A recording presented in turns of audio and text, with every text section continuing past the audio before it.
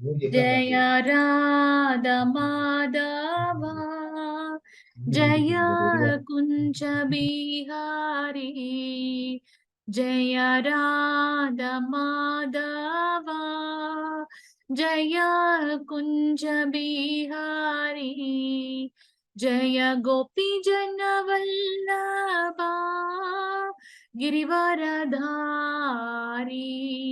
जय गोपी जन वल्लभा गिरिवरधारी यशोदनंदन व्रज जनरंजन यशोदनंदन व्रज जनरंजन यमुनतीरावनचारी यमुनतीरावनचारी हरे कृष्ण कृष्ण कृष्ण हरे हरे हरे राम राम राम हरे हरे हरे कृष्ण कृष्ण कृष्ण हरे हरे हरे राम राम राम हरे हरे हरे कृष्ण कृष्ण कृष्ण हरे हरे हरे राम राम राम हरे हरे हरे कृष्ण कृष्ण कृष्ण हरे हरे हरे राम राम राम हरे हरे हरे कृष्णा 18 நாட்களில் பகவத்கீதை கிளாஸ்ல இன்னைக்கு 8வது நாள் வந்திருக்கக்கூடிய அனைத்து பக்த கோடிகளையும் ஸ்ரீ ஸ்ரீ ராதா கோவிந்தா இஸ்கான் பெங்களூர் சார்பாக வருக வருக என்று வரவேற்கின்றோம். ஹரே கிருஷ்ணா. இன்னைக்கு நம்ம பார்க்கக்கூடிய அத்தியாயம் என்ன அப்படின்னு பாத்தீங்கன்னா 8வது அத்தியாயம் அக்ஷர பிரம்ம யோகம். இதுல 28 ஸ்லோகங்கள் இருக்கு. கிருஷ்ணரை அடைதலை பற்றி நம்ம இந்த அத்தியாயத்துல வந்து டீட்டெயிலா பார்க்க போகின்றோம். ஹரே கிருஷ்ணா. பிரபுஜி ஸ்கிரீன் தெரியுதுங்களா? பிரணத்தி ஸ்கிரீன் தெரியுதா?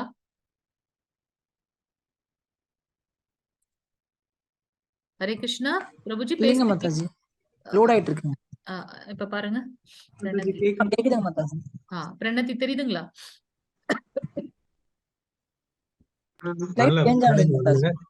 ஸ்லைட் சேஞ்ச் ஆகல. ஓகே, ஒரு நிமிஷம். நான் படிச்சிட்டுமா மாதாஜி?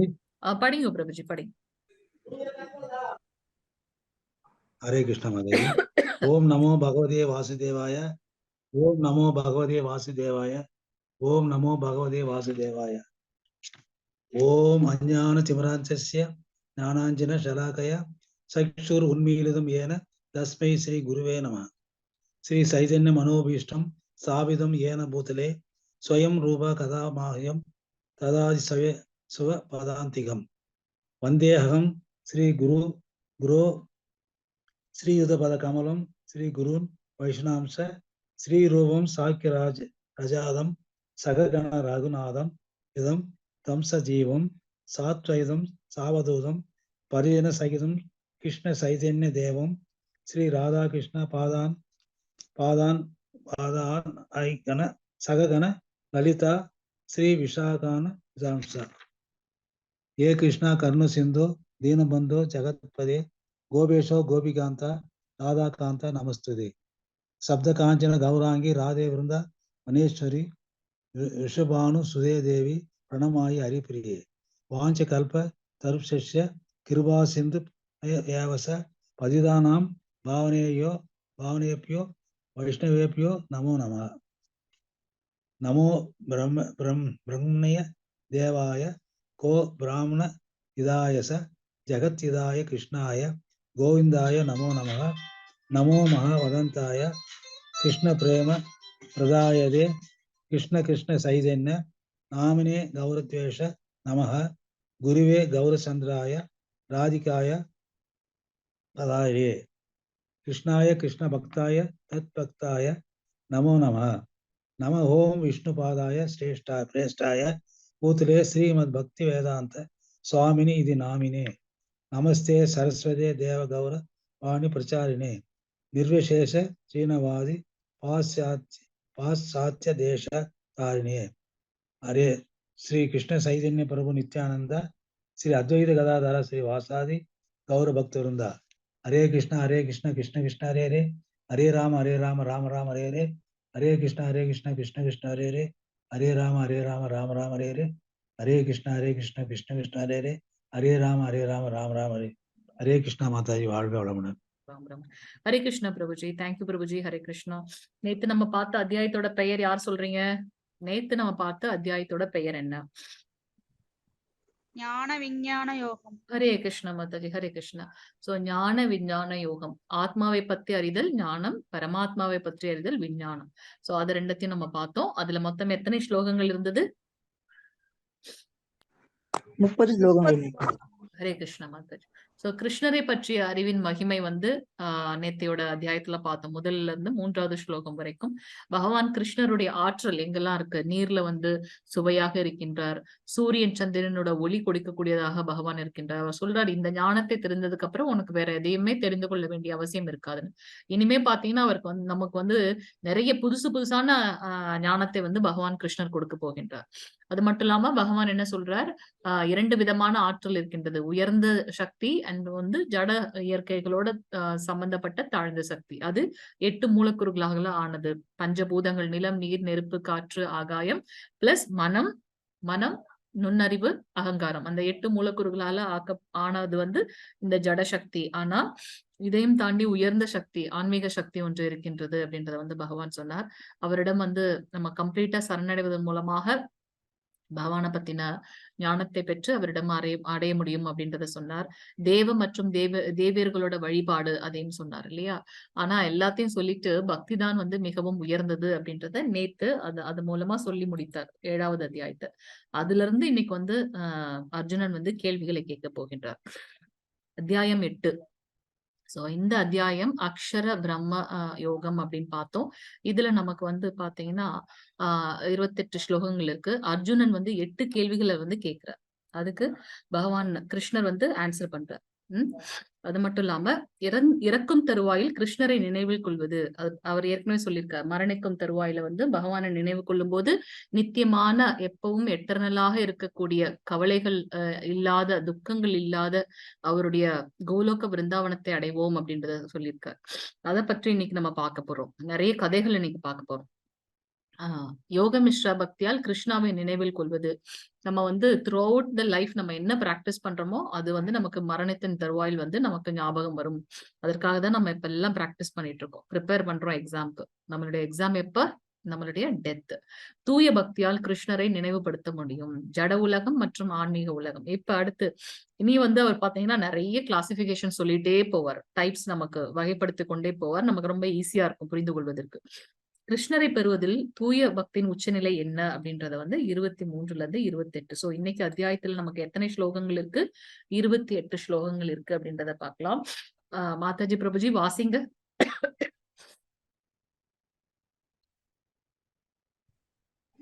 ஸ்கிரீன் தெரியுது இல்லைங்களா? படிக்கொள்ளுங்க. சேஞ்ச் ஆகலையா? என்னாச்சு? ஒரு நிமிஷம் பிரபுஜி, திருப்பி புதுசா இப்ப சேஞ்ச் ஆயிடுச்சு. ஒரு நிமிஷம் லோட் ஆகுது. இதே இன்னைக்கு நிறைய கதை இருக்கு. தெரியுதுங்களா? இப்ப தெரியுதுங்களா? ஹரே கிருஷ்ணா.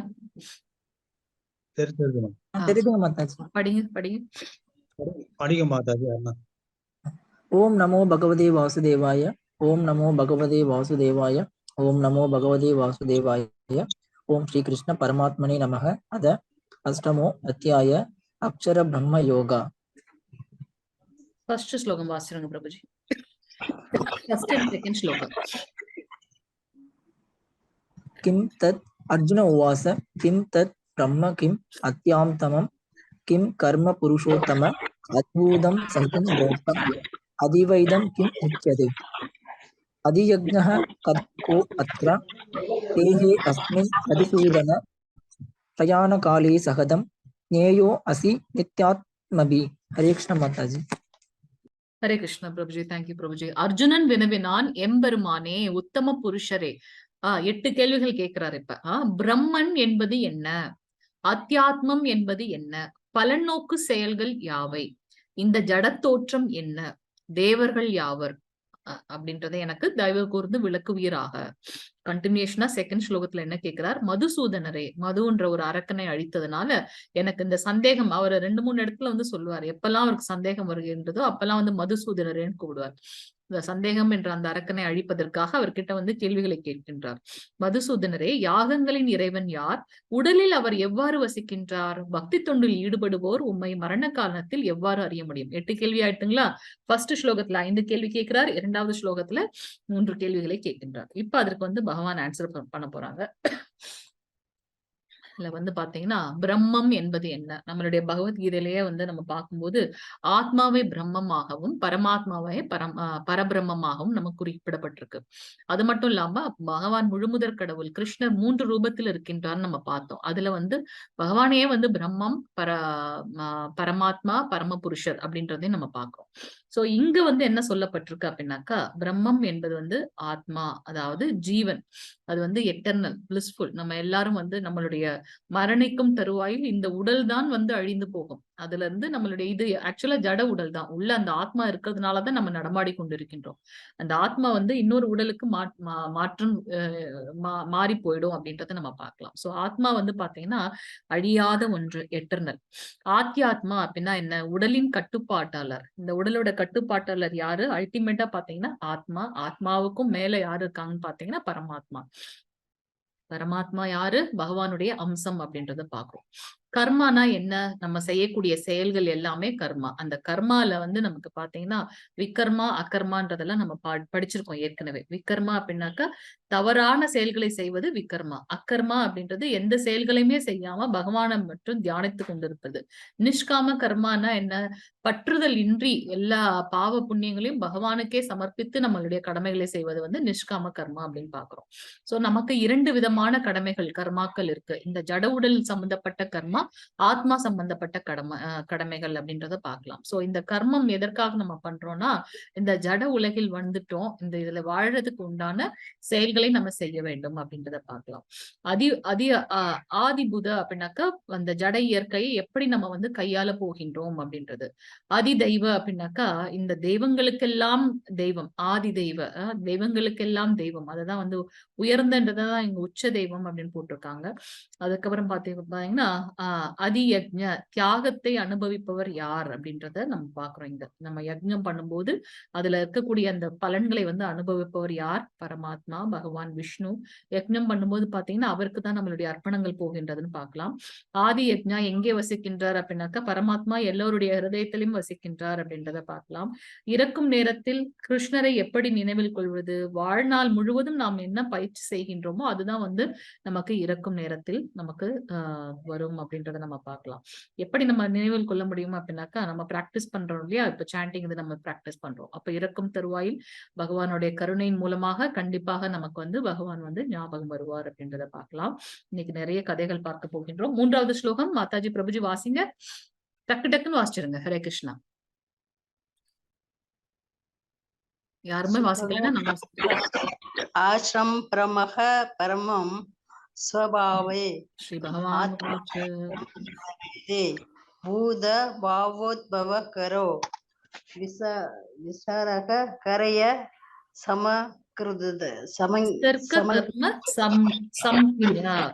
புருஷோத்தமரான தேங்க்யூ மாதாஜி. ஹரே கிருஷ்ணா. புருஷோத்தமரான முழுமுதற் கடவுள் கூறினார். இப்ப அவர் கேட்ட 8 கேள்விக்கும் பதில் சொல்ல போகின்றார். பிரம்மன் எனப்படுவது அழிவற்றதும் உன்னதமானதும் ஆகும். அதன் சுபாவமான நித்திய இயற்கையான ஜீவாத்மா ஆத்தியாத்மம் என்று அழைக்கப்படுகின்றான். அந்த இதுல இருக்கக்கூடிய பலன்களை அனுபவிப்பது யாரு அப்படின்னு பாத்தீங்கன்னா அந்த ஜீவாத்மா. சோ பிரம்மம் எனப்படுவது அதுவும் ஆத்மா. நம்ம எல்லாம் பார்ட் அண்ட் பார்சல் ஆஃப் பகவான்.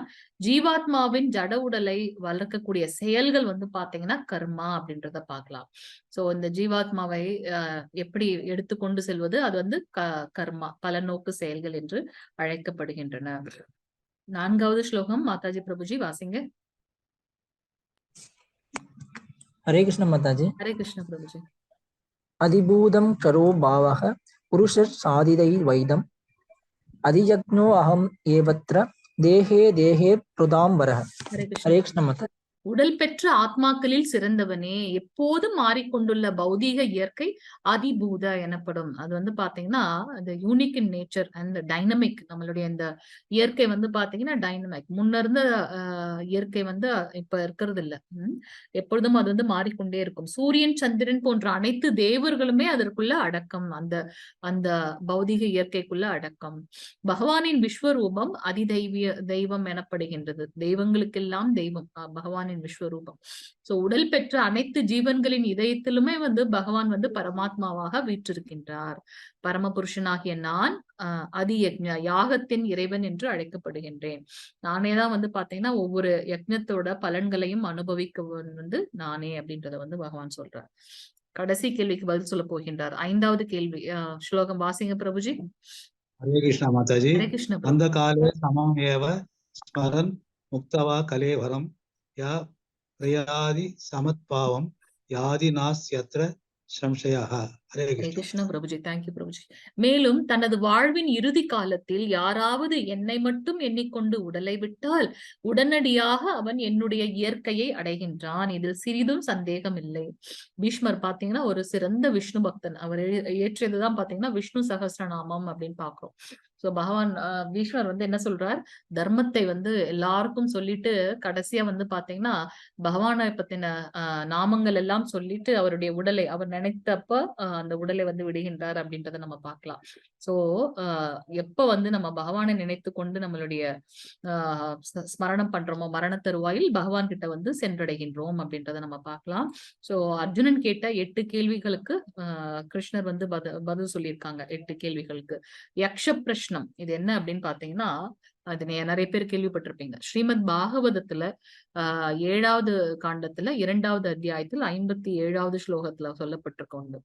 அஹானி அஹானி பூதானி கச்சந்தீஹ யமாலாயம் சேஷாஸ்வா தாவரம் இச்சந்தி கிம் ஆச்சரியம் அதக பிரமம் பரம். ஒவ்வொரு கணத்திலும் அது ஆக்சுவலா என்ன ஆகுது, இவங்க வந்து வானப்பிரஸ்தத்துல இருக்காங்க இல்லையா, வனப்பிரஸ்தத்துல இருக்காங்க. 12 வருடம் வந்து காட்டுக்கு போகிற இதுல இருக்காங்க பஞ்சபாண்டவர்கள். துரியோதனன் கிட்ட அந்த சூது விளையாடி அவங்க தோல்வி அடைந்து விடுகின்றார்கள். அப்ப அவங்களுக்கு வந்து பாத்தீங்கன்னா 13 வருடங்கள் 12 வருடம் வனத்துல இருக்கணும். 1 வருடம் வந்து அஜ்ஞான வாசம். அதாவது அதே அந்த நாட்டுக்குள்ளேயே இருப்பாங்க. ஆனா அவங்களால கண்டுபிடிக்க முடியாத ஒரு தோற்றத்துல இருக்கணும். சப்போஸ் கண்டுபிடிச்சிட்டாங்க அப்படின்னாக்கா திருப்பி 12 வருடம் 1 வருடம் பிளஸ் 1 வருடம் அஜ்ஞான வாசம் இருக்கணும் அப்படின்றது வந்து கட்டுப்பாடு. சோ இவங்க வந்து அந்த வனத்தில் இருக்கும்போது என்ன பண்றாங்க அப்படின்னாக்கா, ஒரு தடவை தர்மருக்கு வந்து தண்ணி தாகமா எடுக்கும். அப்ப வந்து சொல்லுவாரு, எனக்கு கொஞ்சம் தண்ணி தாகம் எடுக்குது, இங்க ஏதாவது இருந்ததுன்னா நீரோட இருந்ததுன்னா எடுத்துட்டு வாங்க தண்ணின்னு அனுப்புறாரு. போனா 4 பேருமே வந்து பாத்தீங்கன்னா அந்த அந்த தடாகத்துல வந்து பாத்தீங்கன்னா ஒரு பூதம் இருக்கும். சோ அந்த பூதம் வந்து பாத்தீங்கன்னா நான் ஒரு கேள்வி கேட்பேன், அந்த கேள்விக்கு நீ கரெக்டா பதில் சொல்லிட்டேன்னா நீ தண்ணி கொண்டு போலாம், இல்லைன்னா இங்கே வந்து இறந்து உயிரை விட வேண்டியதான் அப்படின்னு சொல்லிட்டு அந்த பூதம் சொல்லும். அத்தனை 4 பேருமே வந்து பாத்தீங்கன்னா அந்த கேள்விக்கு வந்து கரெக்டா பதில் சொல்லியிருக்க மாட்டாங்க.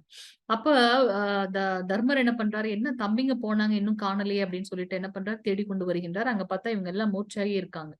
அப்ப திருப்பி அந்த தடாகத்துல இருந்து அந்த பூதம் வந்து கேள்வி கேட்கின்றது. அதுதான் வந்து யக்ஷ பிரஷ்னம்.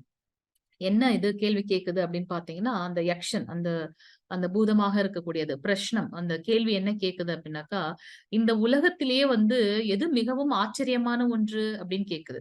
அதுக்கு வந்து தர்மர் வந்து அந்த ஆன்சர் பண்றாரு. அவன் உடனே என்ன ஆன்சர் பண்றாரு, தர்மம் இல்லையா, தர்மத்தை நிலைநாட்டவே பிறந்தவர் அவர் என்ன ஆன்சர் பண்றாருன்னா, ஒவ்வொரு கணத்திலும் 100,000கணக்கான 1000கணக்கான உயிரினங்கள் மரணத்தை சந்திக்கின்றன.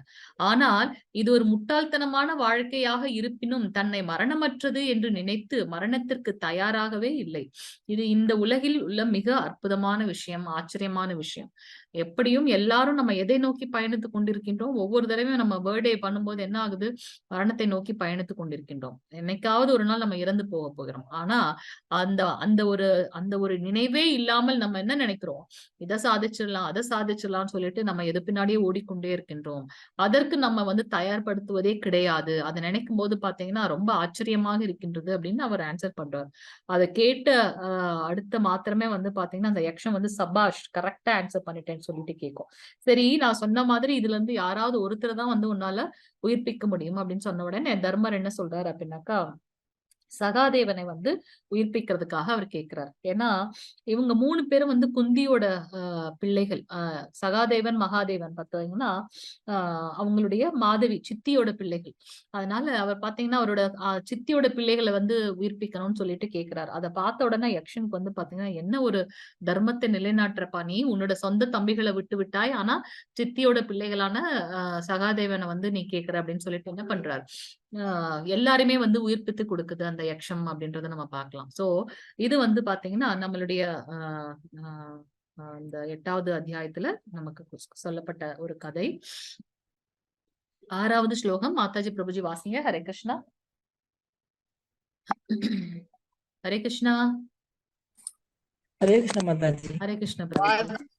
பாவம் தஸ்யத் யந்தோ கலேவரம் தம் தம் ஏவைத கௌத்யேய சதா தத் பாவிதக. ஹரே கிருஷ்ண மாதாஜி. ஹரே கிருஷ்ணா. ஒருவன் தனது உடலை விடும்போது எந்த நிலையை எண்ணுகின்றானோ ஐயமின்றி அந்த நிலையை அவன் அடைகின்றான். இதுல வந்து பாத்தீங்கன்னா கிருஷ்ணர் சொல்றார், ஒருவன் இந்த உடலை நீக்கும் போது, அதாவது மரணத்துல இருக்கும்போது என்ன நினைக்கிறாங்களோ அந்த எந்த சந்தேகமும் இன்றி அவன் அந்த நிலையை அடைகின்றான். சாக்ஷாத் பகவான் வந்து அதை சொல்றார். ஆனா அவரை நினைக்கிறது வந்து ரொம்ப கஷ்டம். நம்ம அதற்குதான் நம்ம வந்து பிராக்டிஸ் பண்றோம். அதுக்குதான் நம்ம வந்து தினமும் வந்து சாண்டிங் பண்றோம். ஒரு க்ஷணம் கூட வந்து நம்ம பாத்தீங்கன்னா பகவான் இல்லாத ஒரு இதை வந்து நம்ம நினைத்து பார்க்கவே கூடாது அப்படின்றத நம்ம பார்க்கலாம். இங்க வந்து பாத்தீங்கன்னா ஜடபரதரோட அந்த கதை நம்ம பார்த்தோம். கர்தம முனிவர் அவர் வந்து சத்தியயுகத்துல எத்தனையோ ஆயிரங்கள் வந்து அவர் தவம் செய்து சாக்ஷாத் பகவானே வந்து பாத்தீங்கன்னா அவருக்காக தேவகூதி அப்படின்ற வந்து ஒரு பெண்ணை வந்து அவருக்கு மனம் முடித்து வைக்கின்றார். இவர் வந்து பகவான் கிட்ட போய் கேட்கிறார், எனக்கு வந்து எப்பவும் உங்களுடைய தியானத்துல இருக்கணும், உங்களுக்காக சேவை செய்து கொண்டிருக்கணும், என்னோட தாட்டுள்ள ஒரு மனைவியை வந்து எனக்கு கல்யாணம் பண்ணி கொடுங்க, இல்லைன்னா வேணாம் அப்படின்றார். அப்ப அவருடைய அந்த தாட்டுக்கு ஏத்த மாதிரியே, அவருடைய குணங்களுக்கு ஏற்ற மாதிரியே ஒரு பெண்ணை வந்து பகவான் பண்றாரு. அவங்கதான் வந்து தேவகூதி. அப்ப அவர் சொல்றாரு, அந்த பெண்ணை உனக்கு மனமுடித்து மட்டும் இல்லாம நீ கேட்காத இன்னொன்றையும் நான் கொடுக்கின்றேன், உனக்கு நானே வந்து உங்கள் இருவருக்கும் நானே மகனாக வந்து பிறப்பேன் அப்படின்னு சொல்லிட்டுதான் அவர் வந்து கபில தேவராக பகவானுடைய இன்னொரு அவதாரம் இருக்கின்றது அப்படின்றத பார்க்கலாம். கபில தேவர் நிறைய நமக்கு வந்து சாங்கிய யோகத்தை பற்றி சொல்லி தர்றார். அப்படி ஒரு பெரிய தபம் செய்த ஒரு முனிவர் கர்தக முனிவர். அவருடைய இதெல்லாம் முடிச்சதுக்கு அப்புறம் என்ன பண்ணீங்கன்னா, அந்த சன்னியாசம் இருக்கு இல்லையா, கடைசி 25% ஆஃப் அவர் லைஃப் வந்து சன்னியாசத்துக்காக போகணும். அப்ப அவர் என்ன பண்றார், ஒரு நாள்ல வந்து கபில தேவர் 5 வயது குழந்தை அவரை வந்து வலம் வந்து விட்டு கர்தம முனிவர் என்ன சொல்றார், நான் வந்து பகவானை நோக்கி தவம் செய்வதற்காக போகணும். அதனால வந்து அவருக்கு வந்து 9 பெண்கள், ஒரே ஒரு மகன். அதனால எல்லாரையும் திருமணம் எல்லாம் பண்ணி வைத்துட்டார். அவரோட கடமையெல்லாம் முடிச்சிட்டார். கபிலர் வந்து யாருன்றது வந்து இவருக்கு நல்லாவே தெரியும். அப்பா என்ன எனக்கு போய் வணக்கம் செய்றீங்களே அப்படின்னு சொல்லுவாரு கபிலர். அப்ப அவர் சொல்லுவாரு, நீ சாக்ஷாத் பகவான்றது எனக்கு தெரியும், நீ என்கிட்ட நீ வந்து நாடகம் ஆட வேண்டாம், உன்னுடைய தாயை வந்து அவங்கள வந்து முக்தி பெறுவதற்கு உண்டான செயல்களை நீ செய்யணும், அவளுக்கு வந்து அந்த ஆத்ம ஞானத்தை எடுத்து கூறணும், என்ன வந்து எனக்கு வந்து உத்தரவு கொடு, நான் போய் இந்த தவம் செய்து பகவானை பற்றி அறிந்து கொண்டு அவர் கூட நான் வந்து அருவமாக கலக்கணும் அப்படின்னு சொல்லிட்டு என்ன பண்றாரு, அவங்க கிட்ட பர்மிஷன் வாங்கிட்டு அவர் காட்டுல போய் அவர் தவம் பண்றாரு. இந்த கதை நம்ம ஏற்கனவே பார்த்திருக்கோம். அப்படி அவர் தவம் பண்ணும்போதுதான் அந்த ஒரு மான் வந்து அந்த அந்த ஆற்றை வந்து கடந்து போகின்றது. அப்ப அந்த மான் வந்து ஒரு குட்டி போடுது. அந்த குட்டி பாவம் எப்படி இருக்குமோன்னு சொல்லிட்டு என்ன பண்றாரு கர்தம முனிவர், அந்த குட்டியை பற்றியே நினைத்து கொண்டு கடைசியாக இறக்கும் தருவாயிலும் அந்த மான் குட்டியோட ஞாபகத்திலே இருக்கிறதுனால மான் குட்டி மான்களோட அது மிங்கிலாய் போயிடுச்சு. ஆனா இவர் என்ன பண்றாரு, அந்த மானையும் நினைச்சிட்டு இருக்கிறதுனால இறக்கும் தருவாயில் அவருக்கு வந்து மான் பிறவி கிடைக்கின்றது. அடுத்த பிறவில அவர் வந்து மானாகவே மாறுகின்றார். அப்ப அவருக்கு வந்து ஞாபகம் வருகின்றது, பூர்வ ஜென்மது, ஆஹா நம்ம வந்து பகவான் கிட்ட போகணும்ல நம்ம இங்க வந்தோம், இப்ப வந்து நான் இப்படி வந்து மானா மாறி இந்த பிறவி எடுத்து விட்டேனே அப்படின்னு சொல்லிட்டு என்ன பண்றார், அவருடைய குடிலையே சுற்றி சுற்றி வந்து என்ன பண்றார், அடுத்த பிறவில வந்து அவரு ஜடபரதர் அப்படின்றத எடுக்கிறார் அப்படின்றத நம்ம பார்க்கலாம். அதனால இங்க பாத்தீங்கன்னா மானின் உடலை துறந்து மீண்டும் மறுபிறவி எடுக்கின்றது. அங்கிராச முனிவரின் பிராமண குலத்தில் அவருடைய தந்தை பெயர் பாத்தீங்கன்னா அங்கிராச அப்படின்ற ஒரு முனிவரோட பிராமண குலத்தில் அவர் பிறக்கின்றார். பகவானோட கருணையால முற்பிறவி நினைவில் இருந்தன. மன்னர் ரகுகணர்ன்றவர் வந்து கபிலதேவர் கிட்ட ஆத்ம ஞானத்தை தெரிந்து கொள்வதற்காக போகின்றார். அப்ப போற வழியில பாத்தீங்கன்னா ஜடபரதர் வந்து இவங்க 3 பேர் இருக்காங்க பல்லக்கு தூக்குறதுக்கு, ஒருத்தர் இல்ல. அப்ப வந்து பாத்தீங்கன்னா இவர் என்ன பண்றாரு, இவருடைய தந்தை வந்து அந்த அங்கிராச முனிவர் இல்லையா, அவர் வந்து இவர் வேணும்ட்டே என்ன பண்ணுவாருன்னா ஒரு ஒரு மூடனை போல நடந்து கொள்வார் ஜடபரதர். ஏன்னா நான் போன பிறவிலே கஷ்டப்பட்டுட்டேன், ஒரு பிறவி வேஸ்டாவே போயிடுச்சு, இந்த பிறவில நான் வந்து பகவான் கிட்ட தான் போகணும் அப்படின்றதுக்காக தன்னை வந்து மூடன் போலவே அவர் காட்டிக் கொள்வார். இவன் ஒரு முட்டாள், யாருமே அவரோட தம்பிகள் எல்லாருமே வந்து அவரை ஒதுக்கி வச்சிருவாங்க. அப்ப வந்து பாத்தீங்கன்னா இந்த 3 பல்லக்கு தூக்குறவங்க சொல்லுவாங்க, ஒரு ஆள் கம்மியா இருக்கு நீ வரையாப்பா அப்படின்னு சொல்லிட்டு அவரையும் கூப்பிட்டுக்குவாங்க. அப்ப ஜடபரதர் போகும்போது என்ன பண்ணுவாருன்னா கீழே அந்த வந்து அந்த இதெல்லாம் போகுமா, எறும்பெல்லாம் போகும்போது அந்த எறும்பு மேல கால் படக்கூடாதுன்னு என்ன பண்ணுவாரு, அப்படியே ஜம்ப் பண்ணி பண்ணுவாரு. அதனால உள்ள இருக்கக்கூடிய அந்த அரசன் ரகுகணர் என்ன பண்ணுவார்னா இப்படி அப்படியே ஆடுவார். அதனால அவர் சொல்லுவார், ஏன்பா நல்லா வாட்ட சாட்டமா தானே இருக்க, ஒழுங்கா உனக்கு பல்லக்கு தூக்க தெரியாதா அப்படின்னு சொல்லிட்டு திட்டுவார். அப்ப வந்து அவரு வந்து என்ன பண்ணுவார்னா ஆத்ம ஞானத்தை வந்து எடுத்து சொல்றார். நான் தூக்கிட்டு போறேன்னு நினைக்கிறல்ல, நான் வந்து உன்னை தூக்கி கொண்டு செல்லவில்லை. நீ அமர்ந்துட்டு வரேன்னு நினைக்கிற இல்லையா, நீயும் வந்து அமர்ந்து கொண்டு வரவில்லை. நீயும் ஒரு ஆத்மா, நானும் ஒரு ஆத்மா அப்படின்ட்டு அந்த சாங்கிய யோகம். அவர் எதை தெரிந்து கொள்வதற்காக கபில முனிவரை நோக்கி செல்கின்றாரோ அந்த ஆத்ம ஞானத்தை ஜடபரதர் மூலமாக தெரிந்து கொண்டு மீண்டும் அவருடைய திருநாட்டிற்கே செல்கின்றார் அப்படின்றத நம்ம இங்க பார்க்கலாம். சோ இந்த இதுல நம்ம அல்டிமேட்டா அந்த மோரல் ஆஃப் த ஸ்டோரி என்னன்னாக்கா, நம்ம இறக்கும் தருவாயில் எதை நினைக்கின்றோமோ அதாவே மாறுகின்றோம். நம்மளுடைய கர்தம முனிவர் எப்படின்னாக்கா, அவரை வந்து தவம் பண்றதுக்கு உட்கார்ந்துட்டாருன்னா உள்ளுக்குள்ளார இருக்கக்கூடிய பரமாத்மா காலையில அந்த ஃபிளவரை கையில எடுக்கிறார் பூஜை பண்றதுக்குன்னா மனசுக்குள்ளாரையே வந்து பகவானை நினைச்சு பகவானுக்கு அர்ப்பணம் பண்ணணும்னு அந்த மலரை எடுப்பாராம் கையில. ஆனா பார்த்தா அத போடவே மறந்துடுவாராம். அவ்வளவு மெய்மறந்து வந்து பகவான் மேல வந்து அப்படியே தியானத்துல இருப்பாராம். அப்படிப்பட்ட முனிவர் கூட வந்து பாத்தீங்கன்னா ஒரு க்ஷணத்துல வந்து பிறன்று விட்டார் அப்படின்றத நம்ம பார்க்கலாம். அது சத்தியயுகத்துல, நம்ம இருக்கிறது வந்து கலியுகம். அப்ப எவ்வளவு கஷ்டம் இல்லையா? சோ ஒரு மாதாஜி வந்து அவங்களுடைய நியர் டெத் எக்ஸ்பீரியன்ஸ வந்து ஷேர் பண்ணாங்க. அவங்க இத்தனைக்கும் 20 வருடங்களாக இந்த இந்த புனிதமான மற்றவங்களுக்கு சொல்லக்கூடிய அந்த பாகவதம், பகவத்கீதை எல்லாம் சொல்லி தரக்கூடிய அந்த இதுல இருந்திருக்காங்க, அந்த சேவை செய்திருக்காங்க. அவங்களுக்கு கூட கடைசி நேரத்துல வந்து பகவான் வந்து ஞாபகம் வரவில்லை அப்படின்னு அவங்க சொல்லியிருக்காங்க. ஏன் அப்படின்னாக்கா அவங்க வந்து தாட்ஃபுல்லா பகவானோட பெயரை வந்து சொல்லல அப்படின்றத வந்து அவங்க சொல்லியிருக்காங்க. ஒரே டைம்ல 2 வேளை நம்மளும் பாருங்க சாண்டிங் பண்ணுவோம், மொபைல் பார்ப்போம், அதெல்லாம் தவறு, அபராதம். அதை செய்யக்கூடாது. 7 நிமிடம் மேக்சிமமா 5 மினிட்ஸ்ல இருந்து 7 நிமிஷம் ஆகுது அப்படின்னாக்கா பகவானை பற்றி மட்டுமே நம்ம வந்து சொல்லணும். ரொம்ப கஷ்டம் மனசை ஒருநிலைப்படுத்துறது. ஆனா நம்ம வாயால சொல்லும்போது அது என்னை இந்த கிருஷ்ண உணர்வில் எப்போதும் எண்ணிக்கொண்டு அதே சமயம் உனக்கு விதிக்கப்பட்ட கடமையான போரிடுதலையும் செய்வாயாக. பகவான் என்ன சொல்றாருன்னு பாருங்க. நம்மளுடைய கடமை என்னவோ அந்த கடமையை செய்து கொள்ளணும். என்ன அந்த கடமை? அர்ஜுனனோட கடமை ஒரு சத்திரியன்.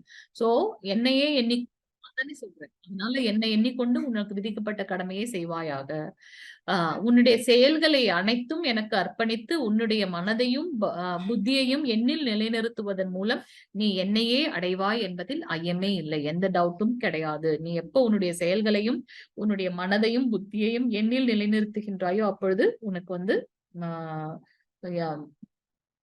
முக்தி அடைவாய் என்பதில் ஐயமே இல்லை அப்படின்றத வந்து பகவான் கிருஷ்ணர் இங்க சொல்றார். 8வது ஸ்லோகம் வாசிக்கிறீங்களா யாராச்சும்? ஹரே கிருஷ்ணா. हरे कृष्ण माताजी। हरे कृष्ण प्रभु। तस्मात् सर्वेषु कालेषु नहीं, माम् अनुस्मर। 8வது ஸ்லோகம் அபியாச யோக யுக்தேன. நான் படிச்சிடுறேன், என்கிட்ட இருக்கு. அதான் பாடுறேன் மாதாஜி. அபியாச யோக யுக்தேன சேதசா நான்ய காமினா பரமம் புருஷம் திவ்யம் ஹரே கிருஷ்ண மாதாஜி. பரமபுருஷ பகவானாக என்னை தியானித்து எப்போதும் தனது மனதை நினைப்பதில் ஈடுபடுத்தி இவ்வழியிலிருந்து சற்றும் பிறழாது பயிற்சி செய்பவன் பார்த்தனே நிச்சயமாக என்னை அடைகின்றான். பகவான் மேல தியானம் செய்து நம்மளுடைய மனதையும் அவர் மேல ஈடுபடுத்தி அதை நம்ம கண்டினியூஸா பண்ணும்போது பாத்தீங்கன்னா நம்ம மனது வந்து பகவான் கிட்ட வந்து ஈடுபடுகின்றது அப்படின்றத பார்க்கலாம். இதற்காக தான் வந்து நம்ம வந்து அஜாமிலன் ஸ்டோரிய பாக்குறோம். அஜாமிலன் வந்து பாத்தீங்கன்னா ஒரு சிறந்த பிராமணனாக இருக்கின்றார்.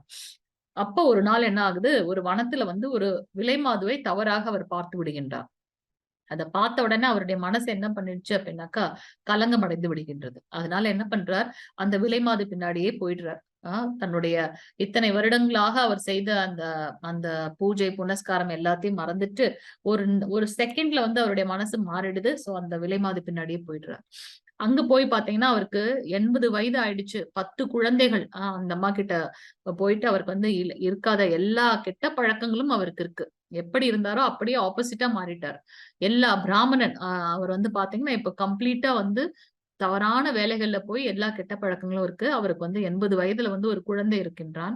அந்த குழந்தைக்கு மட்டும் பாத்தீங்கன்னா, எப்படியோ தெய்வாதீனமாக அவருக்கு வந்து நாராயணா அப்படின்ற பேர் வச்சுட்டார். அப்ப அவருடைய செய்த பாவங்கள் எல்லாம் ஒரு முடிவுக்கு வருது. மரண தருவாயில இருக்கின்றார். மரணம் சம்பவிக்க போகின்றது. அப்ப பாத்தீங்கன்னா, திடீர்னு அவருக்கு வந்து அ யமதூதர்கள் வராங்க. யமதூதர்கள் வந்தோனே அவங்களுடைய ரூபங்கள பார்த்த உடனே அவருக்கு ரொம்ப பயமா இருக்கு. இவ்ளோ கொடூரமாக இருக்காங்களே அப்படின்னு சொல்லிட்டு, பார்த்த உடனே என்னனாலும் அவருடைய சின்ன கடைசி பையன் நாராயணா, நாராயணான்னு சொல்லிட்டே இருப்பாரு. சோ இந்த சமயத்துல அந்த யமதூதர்கள் பார்த்த பயத்துல என்னன்னு சொல்றாருன்னா, நாராயணா, நாராயணான்னு அவர் கூப்பிடுறாரு. யார கூப்பிட்டார்? தன்னுடைய மகனை கூப்பிட்டார். அதுவும் 10வதாக இருந்த தன்னுடைய மகனை கூப்பிட்டார். ஆனா அங்க என்ன ஆகுது அப்படின்னு பார்த்தீங்கன்னா, விஷ்ணு தூதர்கள் நாராயணான்னு சொன்ன உடனே விஷ்ணு தூதர்கள் வந்துடுறாங்க. சோ விஷ்ணு தூதர்களுக்கும் யமதூதர்களுக்கும் அங்க சண்டை நடக்குது. ஏன் நடக்குது அப்படின்னாக்கா, இவன் வந்து ஒரு விஷ்ணு பக்தன். ஏன்னா கடைசி நேரத்துல வந்து நாராயணான்னு எப்ப ஒருத்தன் வந்து அழைக்கின்றானோ, அவன் வந்து பாத்தீங்கன்னா, அவன் செய்த பாவங்கள் எல்லாம் தொலைந்து விடுதுன்னு. அப்ப இந்த யமதூதர்கள் கேட்கிறாங்க, என்னது பாவம் எல்லாம் தொலைந்து விட்டதா? இவன் த்ரூ அவுட் த லைஃப் எவ்வளவு பாவங்கள் செய்திருக்கின்றான் தெரியுமா? அப்படின்னோடனே, அதெல்லாம் கிடையாது. எப்ப வந்து ஒருவன் கடைசி நிமிடத்தில் பகவானுடைய நாமங்களை சொல்கின்றானோ, அவன் வந்து பாத்தீங்கன்னா, விஷ்ணு லோகத்துக்குத்தான் செல்ல வேண்டும் சொல்லிட்டு அவங்க 2 பேருக்கும் நடுவுல பெரிய போரே நடக்கின்றது. யமதூதர்கள் நேரா யமராஜர் கிட்ட போறாங்க. அங்க போய் முறையிடுறாங்க. அப்ப யமராஜர் என்ன சொல்றாருனாக்கா, உங்களுக்கு நான் ஒண்ணு சொல்றேன். நல்லா கேட்டுக்கங்க. எப்பவுமே வந்து பாத்தீங்கன்னா, இந்த வைஷ்ணவர்கள் கிட்ட மட்டும் போயிடாதீங்க. விஷ்ணு தூதர்கள் வந்து அவங்கள கூட்டிட்டு போவாங்க. நம்ம வந்து நமக்கு அந்த ரைட்ஸ் கிடையாது அப்படின்றாரு. அது எப்படி தெரியும் வைஷ்ணவர்கள்னா, அவங்களுக்கு வந்து பாத்தீங்கன்னா, அந்த திருநாமம் இருக்கும். நெற்றியில், கழுத்துல வந்து நம்மளுடைய அந்த துளசி மாலை இருக்கும். நரசிம்ம கவச்சம் போட்டிருப்பாங்க சிலர். அவங்களுடைய நாமம் வந்து எப்பவுமே அவங்களுடைய இதுல வந்து பாத்தீங்கன்னா, விஷ்ணுவோட நாமத்த சொல்லிக்கிட்டே இருப்பாங்க. அதனால அவர்கள வந்து தொடர்றதுக்கு நமக்கு வந்து இதே கிடையவே கிடையாது. அதனால நம்ம வந்து என்ன பண்ணணும் அப்படின்னாக்கா, ஆ வைஷ்ணவர்கள் சைடு நம்ம போகக்கூடாது. அவங்கள பாத்துக்க வேண்டியது விஷ்ணு தூதர்கள் அப்படின்றத அவர் சொல்லிடுறார். சோ இதுல இருந்து பாத்தீங்கன்னா, நம்ம ஏற்கனவே பார்த்திருக்கோம். பகவானுடைய நாமத்திற்கும், பகவானுடைய ரூபத்துக்கும் வந்து டிஃபரன்ஸே கிடையாது. சைத்தன்ய மகாபிரபுவே சொல்லியிருக்காரு. உங்களுடைய எல்லா பொட்டன்சி ஆற்றல்களையும் உங்களுடைய பெயர்ல வந்து நீங்க இன்வெஸ்ட் பண்ணி வச்சிருக்கீங்க அப்படின்னுட்டு. சோ அஜாமிலன் எவ்வளவு பெரிய கொடுமைகள் செய்தவன், எவ்வளவு பெரிய பாவி. அத்தனை பாவங்களையும் செய்து கடைசி மகனுக்கு வந்து நாராயணான்னு பெயர் வைத்து நாராயணான்ட்டு அவருடைய பையனை கூப்பிட்டார். ஆனா அந்த கூப்பிட்ட மாத்திரத்தில் விஷ்ணு தூதர்கள் 4 கை ரூபத்துல வந்து என்ன பண்றாங்க, அவர வந்து நம்மளுடைய புஷ்பக விமானத்தில் கொண்டு திருப்பி அவர் வந்து பாத்தீங்கன்னா, விஷ்ணு லோகம் சென்று அங்கிருந்து அவருக்கு வந்து பாத்தீங்கன்னா, அடுத்த பிறவியில் வந்து ஒரு நல்ல இதுல பிறந்து அவர் இன்னும் பக்தி செய்து பகவானை கொண்டு அடைகின்றார் அப்படின்றத நம்ம இங்க பார்க்கலாம். அதனாலதான் வந்து நம்ம இந்த இந்த சாஸ்திரங்கள், கதைகள் இதெல்லாம் வந்து சொல்லப்பட்டிருக்கிறது வந்து உண்மையான ஒன்று.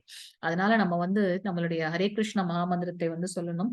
ஹரே கிருஷ்ண கிருஷ்ண கிருஷ்ண கிருஷ்ண ஹரே ஹரே ஹரே ராம் ராம் ராம் ஹரே ஹரே. தினமும் வந்து ஹரே கிருஷ்ண மகாமந்திரம் 108 முறைகள் சொல்லணும். அதை அப்படியே சஸ்டெயின் பண்ணி இன்க்ரீஸ் பண்ணிட்டு போகணுன்றத பார்க்கலாம். 9வது ஸ்லோகம் மாதாஜி பிரபுஜி வாசிங்க. ஹரே கிருஷ்ணா. कविं पुराणम् अनुशासितारम् अनोरनीयांसम् अनुस्मरत्ये सर्वस्य तादारम् अचिन्त्य रूपम् ஆதித்யவர்ணம் தமச பரஸ்தாத். எல்லாம் அறிந்தவர், மிகவும் பழமையானவர், கட்டுப்படுத்துபவர், அணுவை விட சிறியவர், எல்லாவற்றையும் பராமரிப்பவர், எல்லா பௌதீக கருத்துக்களுக்கும் அப்பாற்பட்டவர், புரிந்து கொள்ள முடியாதவர், ரூபமுடைய நபர், சூரியனை போன்று பிரகாசமானவர், ஜட இயற்கையை கடந்த உன்னதமானவர் என்று பரம புருஷரை ஒருவன் தியானம் செய்ய வேண்டும். தியானம் பண்ணுன்னு சொல்றீங்க. எப்படி தியானம் பண்றதுன்னா, அவரை பற்றி முதல்ல நமக்கு வந்து நல்ல ஞானம் வேணும். அப்போதான் வந்து அவருடைய குவாலிட்டிஸ் மேல நம்ம வந்து மனதை நிலைநிறுத்தி தியானம் பண்ண முடியும். அதனாலதான் வந்து இந்த அருவவாதிகளை வந்து எப்படி அவங்களால ஆன்மீகத்துல முன்னேற முடியும்ன்றது டவுட் வரும். ஏன்னா நம்ம வந்து பகவானை பாக்குறோம்னா அந்த குழந்தை ரூபத்துல இருப்பார், அவர் ஒரு ஒரு அழகான ஒரு சிரிப்பு, அவருடைய கண்ணு, அவருடைய மூக்குன்னு சொல்லிட்டு அவரை வந்து நம்மளால வர்ணிக்க முடியும். சோ நம்ம வந்து அவருடைய ரூபத்துல வந்து லயித்து விடும்.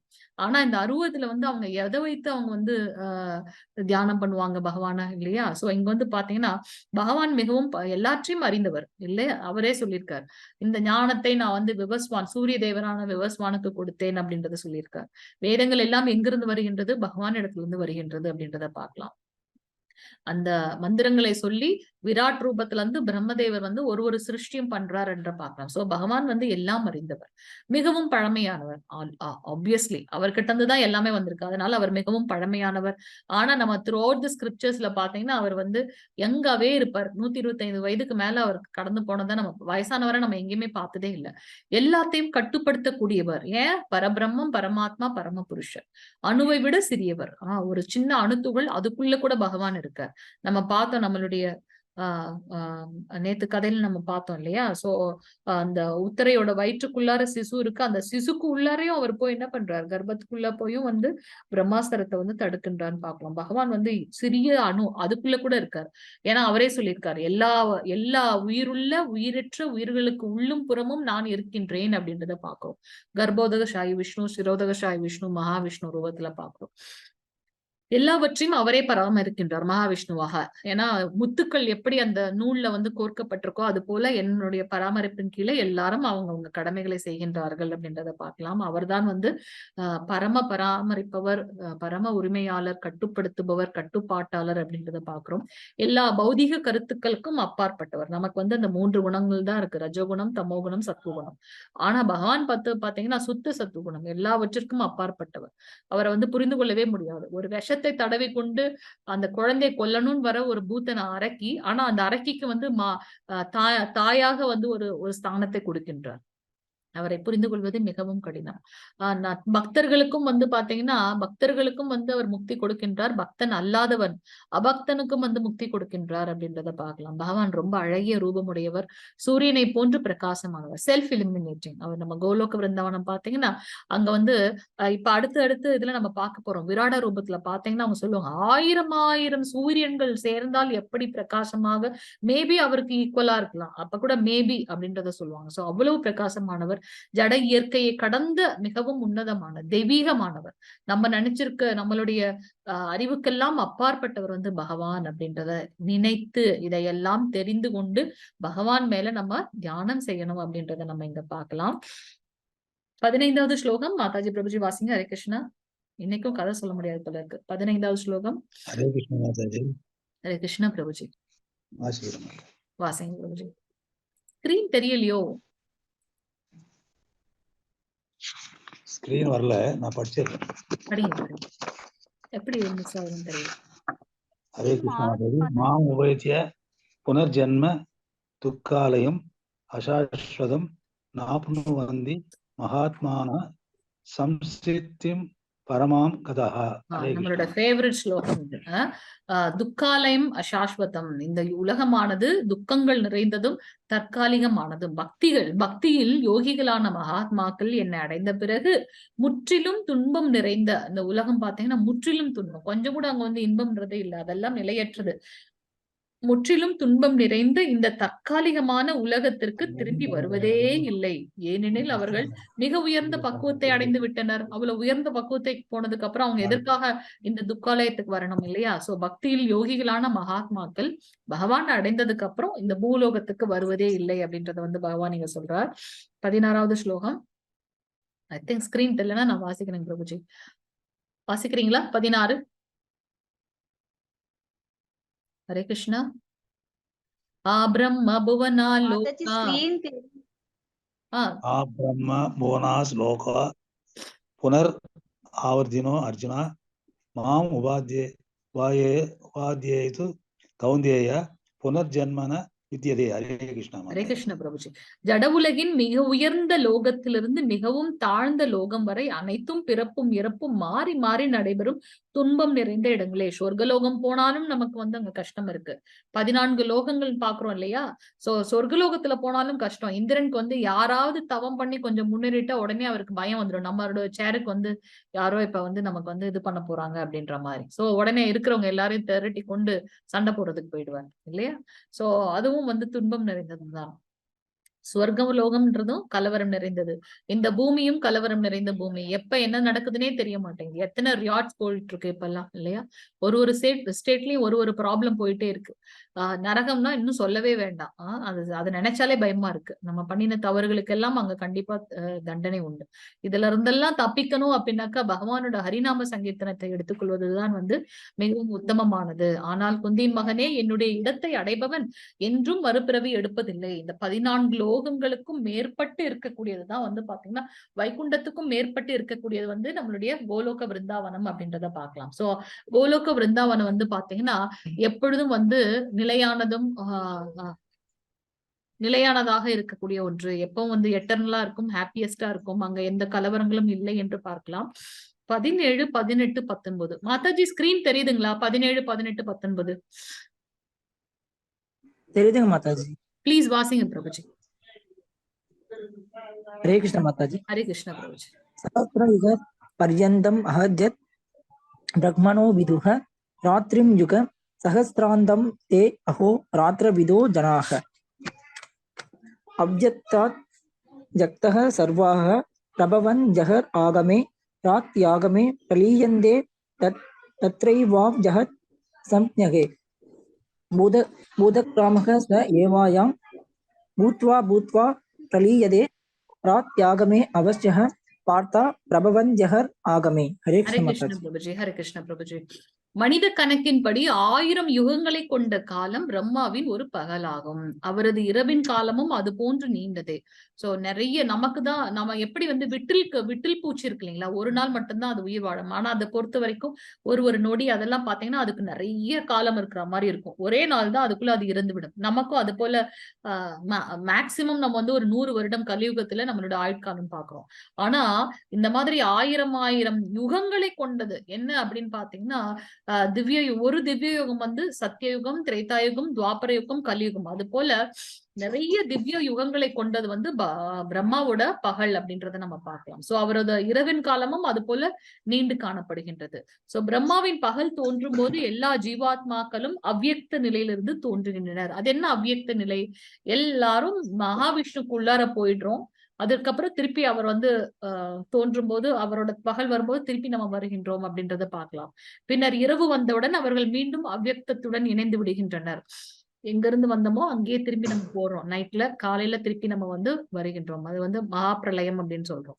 சோ மீண்டும் மீண்டும் பிரம்மாவின் பகல் வரும்போது இந்த ஜீவாத்மாக்கள் தோன்றுகின்றனர். பிரம்மாவின் இரவு வரும்போது இவர்கள் அனாதரவாக அழிக்கப்படுகின்றனர். நம்ம திருப்பி பகவானுக்குள்ள போயிடுறோம்னு பாக்குறோம். சோ அல்டிமேட்டா என்ன சொல்றாங்கன்னா, இந்த பூலோகம் வந்து நிலையற்ற ஒன்று, இந்த மாதிரி ஒரு மாற்றங்களுக்கு உண்டானது. ஆனா பகவானுடைய ஸ்தலமான கோலோக விருந்தாவனம் வந்து பாத்தீங்கன்னா எப்பொழுதும் வந்து பிளிஸ்ஃபுல்லா, ஹாப்பியா, நிலையான ஒன்றாக இருக்கக்கூடியது அப்படின்றத பார்க்கலாம். 20வது ஸ்லோகம் மாதாஜி பிரபுஜி வாசிங்க. ஹரே கிருஷ்ணா. ஹரே கிருஷ்ணா மாதாஜி. ஹரே கிருஷ்ணா. பரஸ்தஸ்மாத் பாவோ அன்யோ அவ்யக்தோ அவ்யக்தாத் சனாதன யா சர்வேஷு பூதேஷு நஷ்யத்சு நா வினஷ்யதி. ஹரே கிருஷ்ணா மாதாஜி. ஹரே கிருஷ்ண பிரபுஜி. இருப்பினும் தோன்றி மறையும் இந்த ஜடத்திற்கு அப்பால் நித்தியமானதும் திவ்யமானதும் மற்றும் ஒரு தோன்றாத இயற்கை ஒன்று உள்ளது. அது எப்படி எதுன்னு பாத்தீங்கன்னா பகவானுடைய பரந்தாமம். அது பரமானது என்றும் அழிவற்றது. பிரம்மமானது அழிவற்றது. இவ்வுலகில் உள்ள அனைத்தும் அழியும் போதும் அப்பகுதி அழிக்கப்படுவதே இல்லை. ரொம்ப எட்டர்னலா பிளிஸ்ஃபுல்லா இருக்கக்கூடிய ஒன்று அப்படின்றத வந்து பகவான் இங்க நமக்கு சொல்கின்றார். அதுதான் வந்து பாத்தீங்கன்னா கோலோக விருந்தாவனம் அப்படின்றத நம்ம பார்க்கலாம். 24, 25 இன்னும் 2 ஸ்லைடு தான் இருக்கு. ஒரே ஒரு ஸ்லைடு. 24, 25 வாசிங்க பிரபுஜி. மாதாஜி ஒருத்தர் கூட வாசிக்கல இன்னைக்கு. நேர் ஜோதிர் அக ருக்மணி ஷண்மாஸ்ய உத்தாரண்யம் தத்ர பிரயாத கச்சந்தி பிரம்மம் பிரம்மம் விதோ ஜன ஹரே கிருஷ்ண மாதாஜி. 25. தூமோ கிருஷ்ணா ஷண்மாச தட்சிணாயனம் தத்ர சாந்திரமசம் ஜோதிர் யோகி பிராப்ய. ஹரே கிருஷ்ணா. ஹரே கிருஷ்ண மாதாஜி. சோ இப்ப வந்து பகவான் என்ன சொல்றார்? அவர் சொன்னார் இல்லையா, யார் என்னிடம் சரணடைகின்றார்களோ அவர்கள் மீண்டும் இந்த துக்காலயத்துக்கு வருவதில்லைன்னு. அவங்க எப்படிப்பட்டவர்கள் வந்து பகவான் எப்படி சரணடைவார்கள் அப்படின்றத நம்ம அங்க பார்க்கலாம். பரபிரம்மனை அறிந்தவர்கள் அக்னி தேவனின் ஆதிக்கத்தில் ஒளியில் பகலின் நல்ல நேரத்தில் வளர்பிறை உள்ள 2 வாரங்களில் சூரியன் வடக்கு நோக்கி செல்லும் 6 மாதங்களில் இவ்வுலகை விட்டு சென்று அந்த பரமனை அடைகின்றனர். திருப்பி இந்த உலகத்துக்கு வரவே மாட்டாங்க.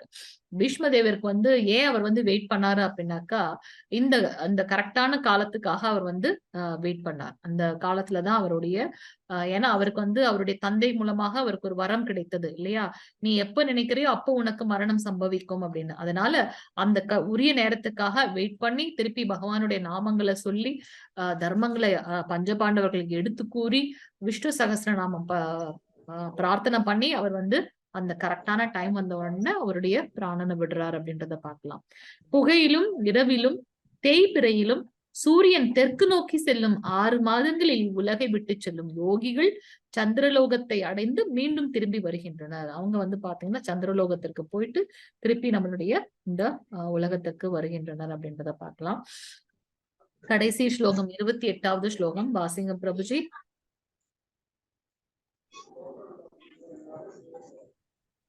மாதாஜி பிரபுஜி வாசிங்க 28வது ஸ்லோகம். वेदेषु यज्ञेषु तपसु सैव दानेषु यत् पुण्यफलं प्रतिष्ठम् अत्येति तत् सर्वम् इदं विदित्वा यो हि परं स्थानम् उपैति சாத்தியம். ஹரே கிருஷ்ணா மாதாஜி. தேங்க்யூ மாதாஜி. இந்த ஸ்லைடும் வாசிச்சிருங்க மாதாஜி. புஷ்டி இந்த ஸ்லைடும் வாசிச்சிருங்க. ஹரே கிருஷ்ணா. हरे कृष्ण.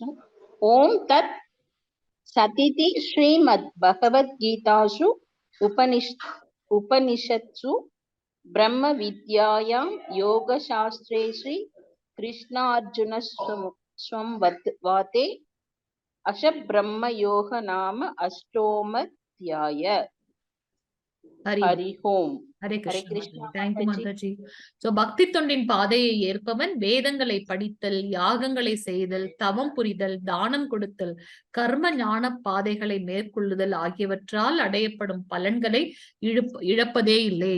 எவன் ஒருவன் வந்து தூய்மையான பக்தி செய்கின்றார்களோ அவங்க வந்து பாத்தீங்கன்னா எல்லா புண்ணிய செயல்களை செய்ததற்கான பலன் வந்து அவர்களுக்கு கிடைக்கின்றது. என்ன அது புண்ணிய செயல்கள்? வேதங்களை படித்தல். நம்ம இப்ப எதற்காக கூடியிருக்கின்றோம்? பகவத்கீதை பாகம் அதுக்காக தான் சொல்றது. அட்லீஸ்ட் ஒரு ஸ்லோகமாச்சு வாசிங்கன்ட்டு. சோ வேதங்களை படித்தல், யாகங்களை செய்தல். என்ன யாகம்? நம்ம கலியுகத்துக்கு நாம சங்கீர்த்தனம். ஹரே கிருஷ்ண கிருஷ்ண கிருஷ்ண ஹரே ஹரே, ஹரே ராம் ராம் ராம் ஹரே ஹரே. தவம் புரிதல். நம்ம இது ஒன்னும் சாதாரண விஷயம் கிடையாது. ஒரு ரவுண்டு நம்ம ஒரு நாள் பண்றதே வந்து பெரிய விஷயம். அதுவும் இந்த கலியுகத்துல எத்தனை மாயை வந்து நம்மள இழுத்துட்டு போகுது. சோ நம்ம வந்து ஒரு இடத்துல நிலையா உட்கார்ந்து அந்த 5 நிமிடம் பகவான் மேல மனத்தை லயித்து அந்த ஹரே கிருஷ்ணா சாண்டிங் பண்றதே வந்து ஒரு பெரிய தவம். அதை அப்படியே சஸ்டெயின் பண்ணி அந்த சாண்டிங்கோட ரவுண்ட்ஸை இன்க்ரீஸ் பண்ணி போறது, 16 ரவுண்ட் சாண்டிங் பண்றது, காலையில பகவானுடைய அந்த மங்களார்த்தி பாக்குறது எல்லாமே ஒரு பெரிய தவங்கள் தான். காட்டுக்கு போய் நம்ம வந்து தவம் பண்றது எல்லாம் தவம். இதே வந்து பெரிய தவம் தான். தானங்களை கொடுத்தல். நம்மளால முடிந்தவரை நம்ம அடுத்தடுத்ததுல பார்க்க போகின்றோம்.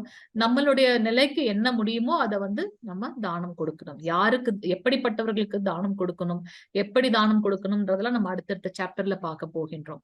கர்ம ஞான பாதைகளை மேற்கொள்ளுதல். செயல்கள் ஞானம், அந்த ஆத்ம ஞானம், அந்த பலன் புண்ணிய செயல்கள் எல்லாம் பண்ணக்கூடிய பலன் வந்து பக்தி தொண்டில் செய்பவர்களுக்கு கிடைக்கும். அது என்ன பக்தி தொண்டு? நவவேத பக்தி தொண்டு நம்ம பார்க்க போகின்றோம் நாளை கிளாஸ்ல.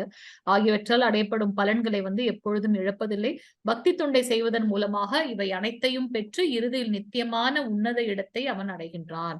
பக்தி தொண்டுன்னு பகவான் எப்பவுமே வந்து பக்தி பண்றதை பத்தி தான் நமக்கு சொல்லி கொண்டிருக்கின்றார். அவர் கர்ம யோகத்தை பேசும்போதும் சரி, ஞான யோகத்தை பேசும்போதும் சரி, பக்தி தொண்டை பற்றி தான் நமக்கு சொல்லியிருக்கின்றார். இன்னும் 2 நிமிஷம் டைம் இருக்கு. நம்ம அந்த ஒரு குட்டி கதையை பார்த்துடலாமா? சோ இங்க பாத்தீங்கன்னா கிருஷ்ண லீலையில பகவான் கிருஷ்ணர் ஒரு தடவை என்ன பண்றாருங்க, அவர்தான் வந்து கண்ணனாச்சு, கல்வன், எல்லாம் ஸ்தே யோகம் பண்றவரு. ஒரு தடவை என்ன பண்றாரு, அவரோட ஃப்ரெண்ட்ஸோட சேர்ந்து என்ன பண்றாரு, கோபியோட வீட்டுல போய் எப்பவும் வெண்ணெய் திருடுறது பழக்கம். அப்போ இந்த கோபி வந்து கம்ப்ளைண்ட் பண்ணுவாங்க யசோதம்மா கிட்ட, இங்க பாருப்பா, இன்னைக்கும் உன்னோட பிள்ளை வந்து என்னோட வீட்டுல இருக்க வெண்ணெயெல்லாம் திருடிட்டான், எவ்வளவு அட்டகாசம் பண்ணிருக்கான். அப்ப அதுக்கு வந்து அவங்க சொல்லுவாங்க, என் வீட்டுல இல்லாத பசுக்களா உன்கிட்ட இருக்கு, என்கிட்ட இல்லாத வெண்ணெயா உன்கிட்ட இருக்கு, இங்க வந்து பாரு எத்தனை பசுக்கள் இருக்கு. இவங்களே அத்தனை ஆட்கள் இருந்தாலும் இவங்களே என்ன பண்ணுவாங்க, கையிலேயே வந்து பகவானுக்காக வெண்ணெய் திரட்டுவாங்க. யாரு? யசோதாம்மா. ஆனா எல்லா கோபிகளும் ஒவ்வொரு நாளும் செய்யும்போது பாத்தீங்கன்னா அவங்க என்ன நினைப்பாங்க, இன்னைக்கு கிருஷ்ணனுக்காக நான் இந்த வெண்ணெய் செய்யறேன் அப்படின்ற தாட்ல இருக்கிறதுனால பகவான் அவங்கவுங்க வீட்டுக்கு போய் என்ன பண்றாரு, வெண்ணெய் திருடுறான்னு பாக்கணும். அப்போ ஒரு தடவை அந்த கோபி என்ன பண்ணுவா, என்ன சொன்னாலும் இந்த யசோதம்மா வந்து நம்ப மாட்டேங்கிறாளே, என்ன பண்ணலாம் அப்படின்னு சொல்லிட்டு அவங்க என்ன பண்றாங்க, ஒரு நாள் ஒரு ஒரு அந்த எந்த பானை வச்சிருக்காங்க இல்லையா, அந்த பானையில என்ன பண்றாங்க, மணியை கட்டி வச்சிடுறாங்க. ஹரே கிருஷ்ண மாதாஜி, உங்களை மியூட் பண்ணிக்கோங்க மாதாஜி. அப்ப ஒரு நாள் என்ன பண்றாங்க, அந்த கோபி அந்த அந்த வெண்ணெய் எங்க வச்சிருக்காங்களோ, அந்த பானை வச்சிருக்காங்க இல்லையா, அந்த வெண்ணெய் பானை அதுல வந்து ஒரு மணியை கட்டி வச்சிடுறாங்க, வாசல் வரைக்கும் வச்சிடுறாங்க. ஏன்னா கிருஷ்ணர் எப்ப வர்றாரு எப்படி போறாருன்னே தெரியல. இவங்க என்னதான் கண்குத்தி பாம்பு மாதிரி உட்கார்ந்து பார்த்தாலும் பார்க்க முடிய மாட்டேங்குது, கரெக்டா பிடிக்க முடியல. அப்ப இவர் என்ன பண்றாரு, அந்த அந்த இதுக்கு தேடி போறார். உடனே அவங்க ஃப்ரெண்ட்ஸ் எல்லாம் உள்ள இறக்கியாச்சு, கூடவே வந்து இந்த குரங்குகள் கூட்டமும் வந்தாச்சு. அப்ப என்ன பண்றாரு, முதல்ல குரங்கு கேக்குது, முதல்ல எனக்கு கொடுப்பா அப்படின்ட்டு. சோ குரங்குகளுக்கு கொடுத்தாச்சு, ஃப்ரெண்ட்ஸ்க்கு எல்லாருக்கும் கொடுத்தாச்சு.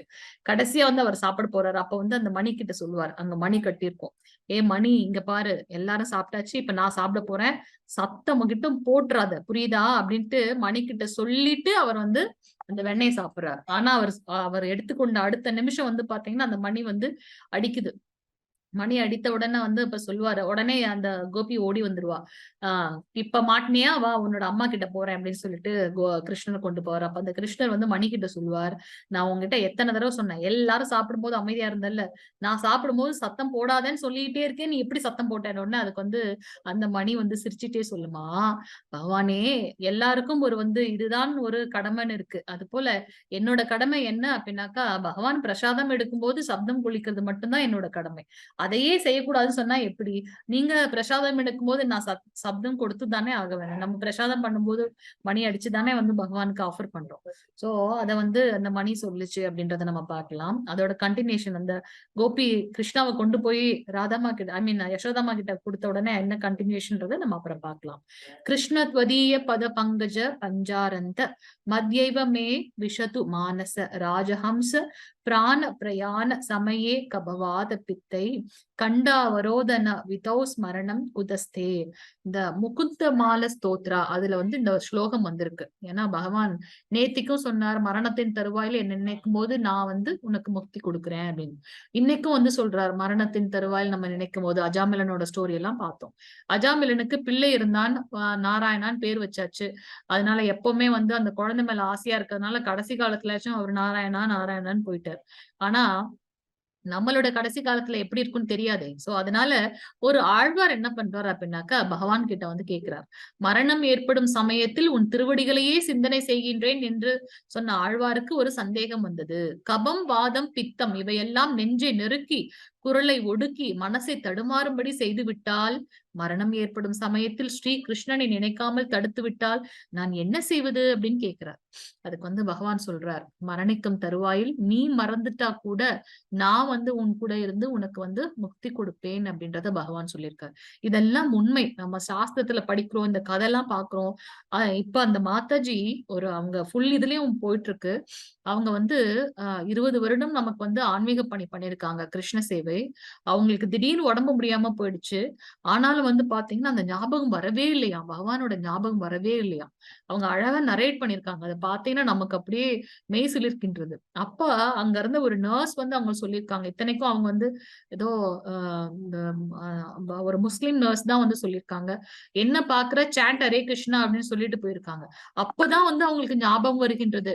ஆமா, நான் வந்து கிருஷ்ணனை நினைக்கணுமே இந்த மரண தருவாயில்னு அப்பதான் தோணிருக்கு. ஏதோ உள்ளுர இருந்து சொல்லிக்கிட்டே இருக்கு. நீ இப்ப வந்து எதையோ நினைக்கணும்னு எனக்கு தோணுது. ஆனா என்ன நினைக்கிறேன்னு எனக்கு தெரியவே இல்லைன்னு. அப்ப அந்த நர்ஸ் வந்து சொல்லிட்டு போறாங்க. பகவான் வந்து யாராவது ஒருத்தர் மூலமாக வந்து நமக்கு வந்து அதை ஞாபகப்படுத்துவார். அவங்களுக்கு 20 வருஷ இந்த ஆன்மீக பணியில கூட அவங்களுக்கு வந்து பகவானோட ஞாபகம் வரலையாம். அவன் ஏன் அப்படின்னா, நான் சாண்டிங் பண்ணும்போது ரொம்ப தியானபூர்வமாக சாண்டிங் பண்ணலன்றது இதுல இருந்து தெரியுது. இப்ப எனக்கு செகண்ட் லைஃப் கிடைச்சிருக்கு. நான் நியர் டெத் எக்ஸ்பீரியன்ஸ். திருப்பி அவங்க உயிரோட வந்துட்டாங்க. ஆனா, அந்த இத நம்ம படிச்சு பார்த்தா அதோட ரொம்ப ரொம்ப நல்லா இருக்கும். அதுல வந்து அவங்க சொல்லியிருப்பாங்க. அவங்க 20 வருஷம் பணியில வந்து ஒரு ஒரு தடவையும் 4 பேர வைத்து அவங்க சாண்டிங் பண்ணும்போதா இருக்கட்டும், இல்ல ஒரு ஒரு ஆர்த்தி பண்ணும்போதா இருக்கட்டும், எல்லா இடத்துலயும் வந்து பகவான் வந்து அவர் கூடவே இருந்திருக்காருன்றத ஒரு ஒரு ஃபில்ம் மாதிரி அந்த கடைசி நேரத்துல வந்து அவங்க பார்க்குறாங்க எல்லாத்தையும். அப்பதான் தெரியுது. பகவான் வந்து அவங்களுக்கு காட்சி குடுத்திருக்காரு. ஜெகநாதராகவும், கிருஷ்ணரோட பல ரூபங்களாகவும் காட்சி குடுத்திருக்கார். அப்ப இனி நான் வந்து பகவானோட பெயரை வந்து ஒழுங்கா சொல்லணும் அப்படின்றதுனால அவங்களுக்கு செகண்ட் சான்ஸ் கிடைச்சிருக்கு அப்படின்னுட்டு அவங்க வந்து அந்த இதுல நரேட் பண்ணிருக்காங்க. இப்ப ரீசெண்டா போனது. அப்ப இன்னொரு கதை வந்து என்னன்னு பாத்தீங்கன்னா, ஒரு ஒரு பிரபு வந்து நம்மளோட இஸ்கான் டெம்பிள்ல வந்து பிரபுவா இருக்காங்க. அவங்களுடைய அப்பா அவருக்கும் வந்து இந்த மாதிரி நியர் டெத் எக்ஸ்பீரியன்ஸ். அப்ப வந்து பாத்தீங்கன்னா, இந்த யமதூதர்கள் மாதிரி இருக்காங்க. அவங்க வந்து சொல்றாங்க, உன்னோட இதுல வந்து அவங்க சேவையில இருக்காங்க. இஸ்கான் சேவையில இருக்காங்க அவரோட பிள்ளை. அப்ப அவங்க சொல்றாங்க, வீட்ல வந்து எங்க வந்து பகவத்கீதை புக் இருக்கின்றதோ, பகவானுக்கும் பகவத்கீதைக்கும் வந்து டிஃபரன்ஸே கிடையாது. சோ அந்த புக்க வச்சுட்டு நீங்க வந்து சாண்டிங் ரெகுலரா பண்ணணும் அப்படின்ற மாதிரியான ஆஹ் யமதூதர்களோட வாசகம் மாதிரி எனக்கு கேட்டது அப்படின்றது அவர் இன்னொரு எக்ஸ்பீரியன்ஸ் சொல்லியிருக்காரு.